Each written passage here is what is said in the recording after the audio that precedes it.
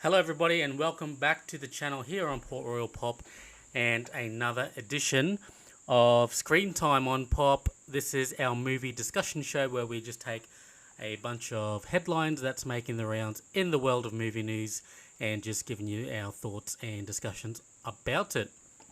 So let's get right into the show. First of all, we just want to welcome you back to this channel. We are just in the teething phase, trying to get this thing going, trying to get this channel up and running a bit more regularly here on Port Royal Pop. So we appreciate if you would give us a subscribe and stick with us, because we do hope to have the frequency of our shows a bit more consistent. So this is the second edition of Port Royal Pop Screen Time. And let's get right into it. So I've picked out three main topics to talk about today, which I think are relevant in the news in the last week. The first thing we'll get to will be sort of like a follow-up to what we talked about last week on the first edition of Pop. And that is a report coming out. Well, actually, it's James Gunn himself confirming that the upcoming Flash movie starring Ezra Miller will reset the DCU. However, Gunn has stated that it will reset most of the DCU, but some things remain the same. So let's talk a little bit about that and go right into it. So first of all, this report comes to you from Empire. And it reads that amongst news that James Gunn has been cooking up a new slate for DC Studios, officially titled the DCU. There have been questions about how exactly his plans will align with the previous decade of DC movies and what it means for the long gestating projects finally hitting our screens this year. Now we have some answers. In his video explaining the first slate he's cooked up with producer Peter Safran, Gunn has spoken about how it's going to work, and it seems like the much delayed Flash movie will be the key to closing out the era and kicking out the new. In his spiel, and I'll just scroll back up, there we go, and I'm up to this part here. This is the interesting part.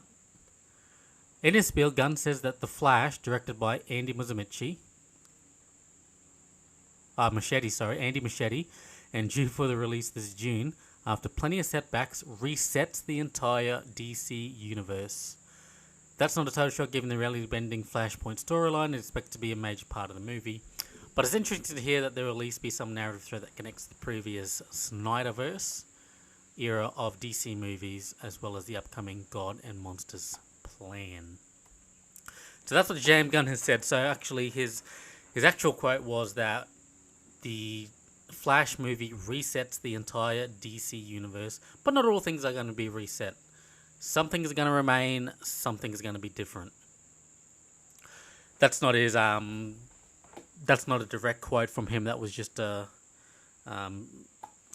the line of what his quote was, and that some things will change, some things will be the same. We already know that Amanda Waller from the Suicide Squad and one of the most recurring characters in the DCEU is going to return in her own standalone series, just simply titled Waller. It's going to connect the storylines between the Suicide Squad movies and the Peacemaker season 1 and 2. It's going to sort of connect all those together. So I guess we can almost assume that the Suicide Squad characters, be it Idris Elba, Margot Robbie and all those, may stay the same. We know Amanda Waller is going to appear in the rebooted DCU, whereas characters such as Superman, who's played by Henry Cavill, Batman, so the Batfleck is no longer going to appear. They're going to be both recast, and James Gunn specifically has stated that they both will be recast moving forward to younger versions of the characters. We can probably safely assume that Ezra Miller's Flash is out. Therefore, he's going to be recast. Some other characters I'm trying to think of. Aquaman is a bit up in the air. We saw a video a couple of weeks ago of Jason Momoa leaving a DC meeting with Peter Safran and James Gunn. Absolutely going berserk, jumping up, celebrating as he's leaving this meeting, suggesting that he received good news. So there's a strong possibility that his character Aquaman will remain in the DCU moving forward, and he will continue to play Aquaman. There's another chance that he's maybe been recast in another role, which he has, which he's known, has been on record to saying that he would love to play, and that's been Lobo. I think it's a 50-50 with that until we actually hear what's going to happen, which I don't think we're going to hear about that until after Aquaman and the Lost Kingdom. I don't think we're going to hear from what the plan is going to be for them moving forward, at least until after those movies. Aquaman with Jason Momoa. So yeah, it's very interesting to see what they're going to do with that. I am cautiously optimistic about the Gunverse. I'm going to call it the Gunverse. I'm really looking forward to finally having a bit of stability and having a bit of a clear direction in terms of the DC universe, and having this sort of collaborative approach. So as an audience, we know what's happening and what's going and what to work towards, and just seeing how it all unfolds naturally, similarly to how Marvel presented the MCU, trying to not recreate the MCU in DC form, but still making it their own, but moving forward in a way that's not confusing for audiences to follow. So I'm optimistic about this James Gunn and Peter Safran's DC universe. I'm really looking forward to it. I'm looking forward to the remaining movies of the DCU as it stands. So The Flash is already my number one most anticipated comic book movie of the year. I can't wait to see how that unfolds, and if they are going to be adapting the Flashpoint storyline as the major part of the movie, which does reset the DC comic universe, then that's going to tie in really well with taking the DCEU into the DCU. Really looking forward to that. Looking forward to Shazam! Fury of the Gods. Was a big fan of the original Shazam movie. Watch it every year around Christmas. Intrigued by Blue Beetle. Can't say I'm really hyped or excited for Blue Beetle, but I'm intrigued. And Aquaman and the Lost Kingdom. Looking forward to seeing Jason Momoa again as Aquaman. That's pretty much the only bit of hype I have for that movie. But yeah, that's that story coming out from James Gunn. So the Flash movie will reset something. Something's going to change. Some things will remain the same. What that's going to be, we'll just have to wait and find out to see how that unfolds. Beginning with the Flash coming out this year in June, I think it is, maybe June, July, one of the 2 months, and then seeing how that unfolds following that. But I want to know what you guys think. Let me know in the comments below what your thoughts are about James Gunn's statements about the Flash resetting some elements of the DC universe and some things remaining the same. Let me know in the comments below. Alright, the second topic that I'm deciding to cover today comes to us from Deadline, who reports the following. And this is around Black Panther Wakanda Forever on Disney+. Deadline reports that Black Panther Wakanda Forever is the most watched Marvel global premiere on Disney Plus of all time. Goes on to say the following. Disney is calling their 5-time Oscar-nominated Black Panther Wakanda Forever the most watched Marvel premiere ever on Disney Plus on a global basis. Without supplying viewership figures, the company said on Monday that the claim is based on hours streamed for the pick over its first 5 days. The Ryan Coogler directed sequel, which amassed 842.3 million at the global box office, dropped February 1st on Disney Plus after an 83-day theatrical window. That's big. That is big. We know now in the world that we live in that anything that Marvel drops is going to be a huge hit, regardless of its critical reception. We know that movies are going to make a ton of money under the MCU banner, which $842 million at the global box office is an absolute impressive feat to be had, and it's only fitting that the being dropped onto Disney Plus this week. A lot of people who watched in the movie, so 842 million reasons people watch this movie in the cinema, and of course they're going to go back and revisit this movie once it hits Disney Plus, and it's become the most streamed Disney Plus movie under the Marvel banner, the most streamed Marvel movie on Disney Plus, which I think is an absolutely incredible feat. I think it's an absolutely deserved feat. I enjoyed the movie. I liked the movie. I had my problems with the movie. I think generally it was well received. I think that, yeah, it did have its issues. I think a lot of people may have nitpicked this movie undeservingly for what it is. And we need to remember, the first movie made over $1 billion. The thing to remember with this sequel to Black Panther is that Ryan Coogler made this movie without Chadwick Boseman. The absolute tragic passing of Chadwick forced Ryan Coogler and Marvel to come up with a sort of contingency plan to get this movie together. It's, I often see people say this movie is a miracle that it's made, because it is. I mean, you had your main character and absolute star, T'Challa, Chadwick Boseman, in the original, who carried on the mantle, throughout the MCU into the Infinity War and Endgame.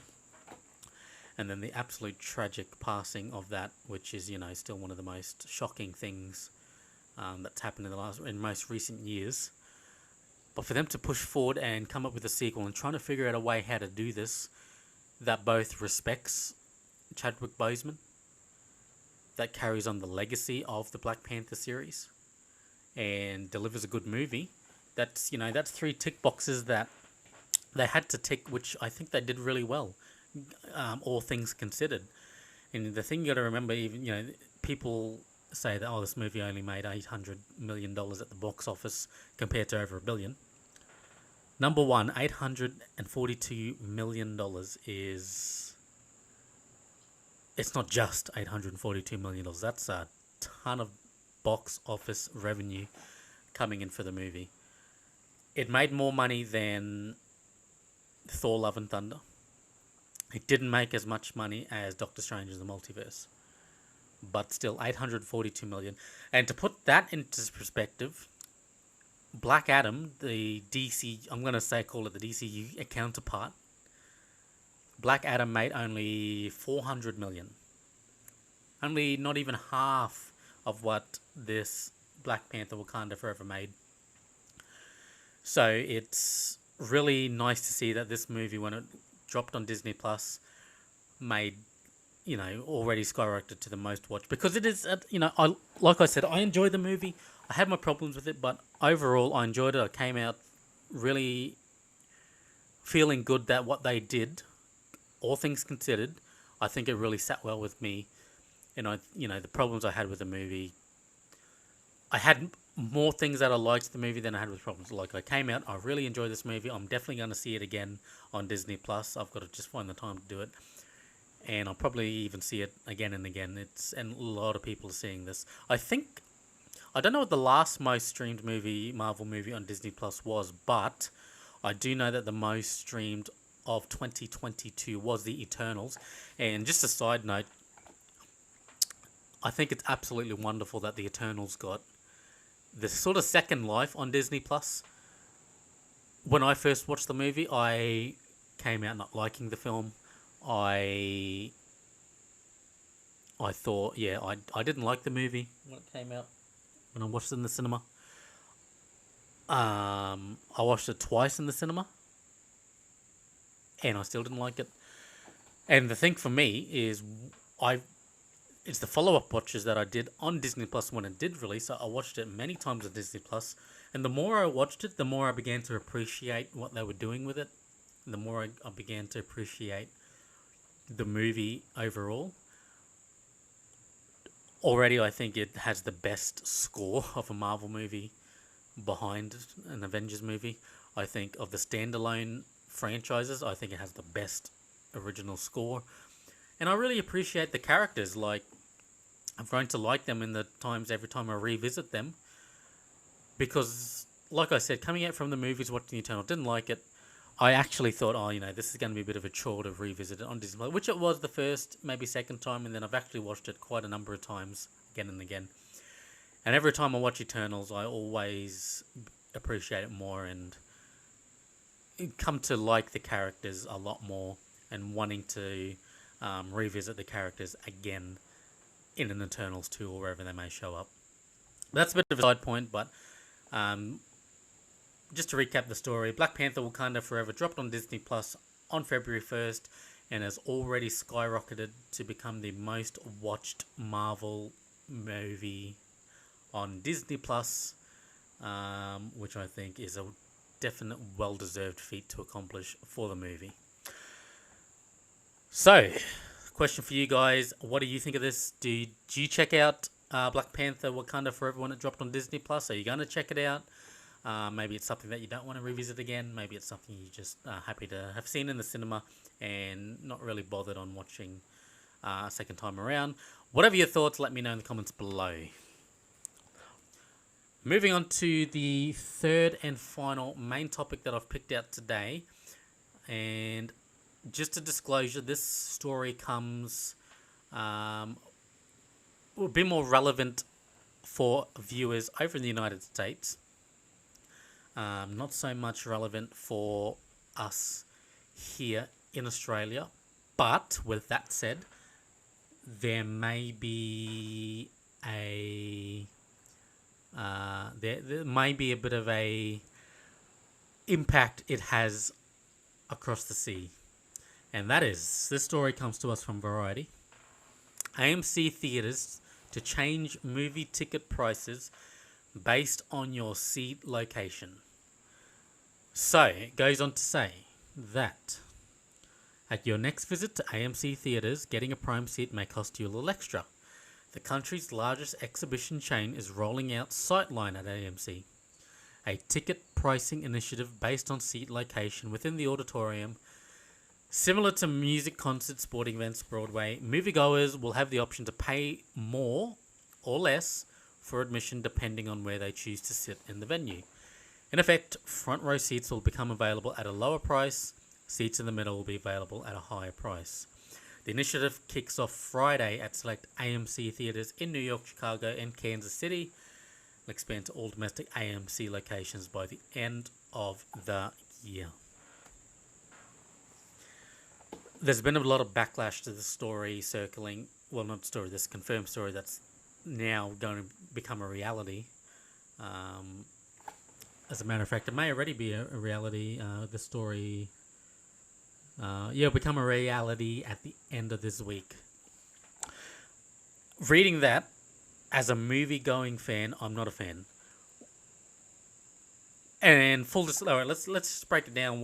From what I've read and what I'm seeing is that AMC are going to charge, as we've just read, AMC are going to charge more for seats that are in the center of the theater, charge less for the, break your neck right at the front or maybe right at the back corners, the undesirable seats. I think what this does, if you're over in the States, it's going to make watching movies a bit more expensive for you because everybody loves those precious, those valuable metal seats. It's going to make it more expensive to go to the cinema, and I think it's going to turn a lot of people off. I think also we are coming out of a post-COVID world where theatres, particularly over in the States, I mean, here in Australia, I think we're enjoying the cinema going experience back to normal, so to speak, right now here in Australia. From what I'm hearing, what I see over in the States, and if you're over in the States watching this video, let me know what's actually like over there. But from what I understand, it's, theatres are struggling to get people through the doors again, back into the theatres. So why would you, if you're AMC Theatres, trying to get people to come back in your theatre, why would you charge more? What that's going to do is just keep people at home, or it's going to stop people from going to the cinema. From what I gather, I know that AMC Theatres is the biggest movie chain in the United States. And I know that a lot of people have AMC Theatres as their favourite theatre. I think it's what it's going to do. It's going to either stop people from going to the movies completely, or people are just going to go to smaller venues.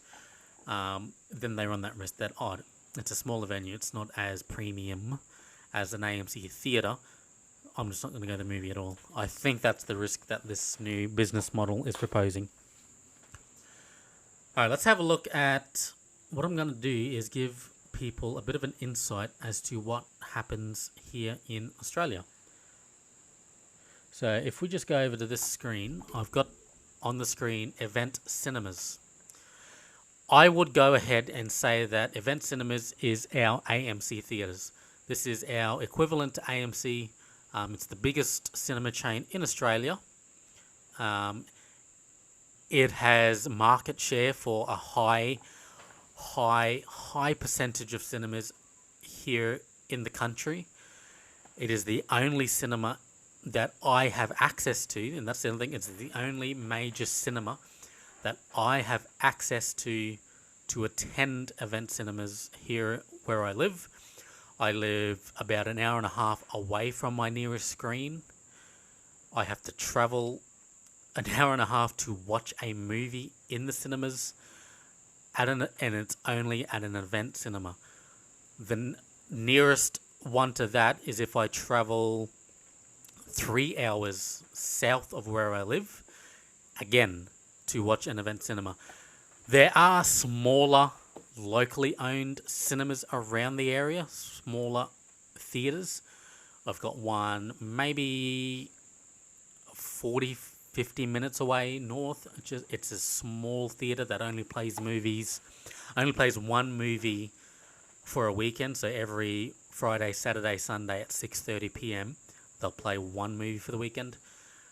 There's a few down south as well, so if I'm talking about market share, absolute dominance from where I live at least, got Event Cinemas, got some other cinema chains as well that are around, such as Reading Cinemas and Hoyts, but from where I live, and people in the comments, you can let me know, if you're here in Australia, what's your cinema that you go to? Is it a Hoyt cinema? Is it a Reading cinema? Maybe it's a local chain. Alright, so let's go ahead and have a look, and I'm going to try and explain the model, what they're doing, by just giving you guys a bit of a visual aid. Let's say we want to go and watch Ant-Man and the Wasp next Wednesday. Here in Australia, we have our options of a normal theatre, a VMAX theatre, which is an IMAX theatre. Also, the VMAX also plays with 3D as well. You see, there we go. We've got a 3D option, and you've got a standard VMAX option. Let's go with this one. So what they're doing, what they want to do, AMC wants to charge more for these seats here. And then, this is a bad example, by the way, because did they charge more for this one? I guess they do. So in this particular theatre, they've got recliner seats down the front. And they've got some double seats right down at the nosebleeds. I've just clicked it to see.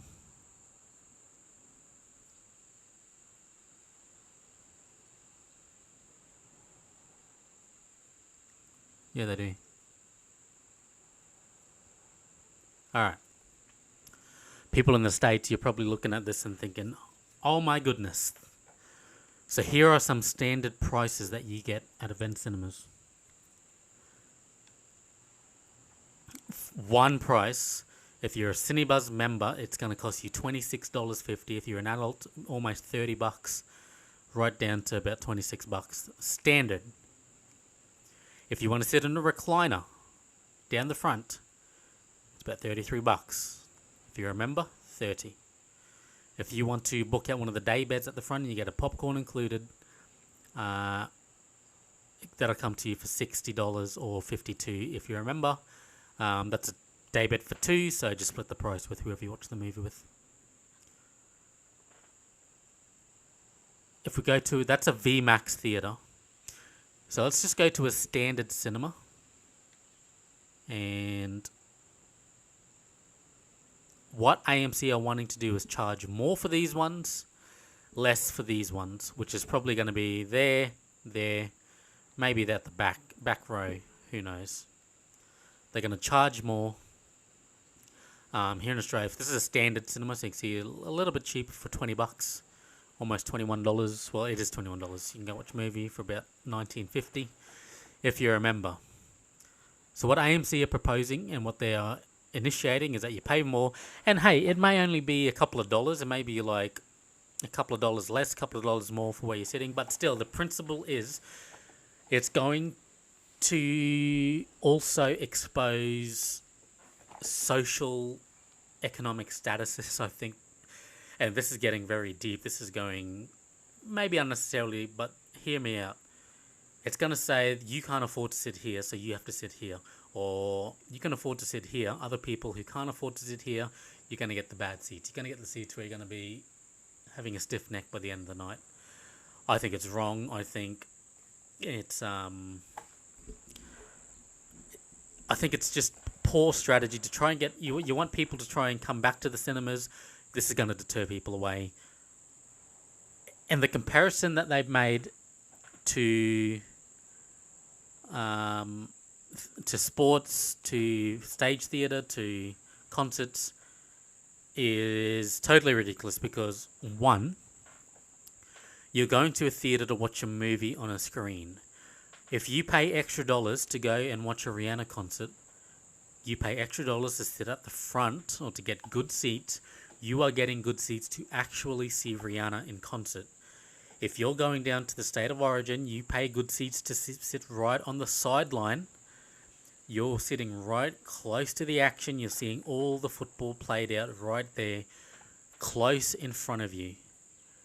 In a theatre, in a stage theatre, you pay higher price to sit at the front of the theatre, so you're closer to the actual real life actors playing out on the stage. You're close to the stage.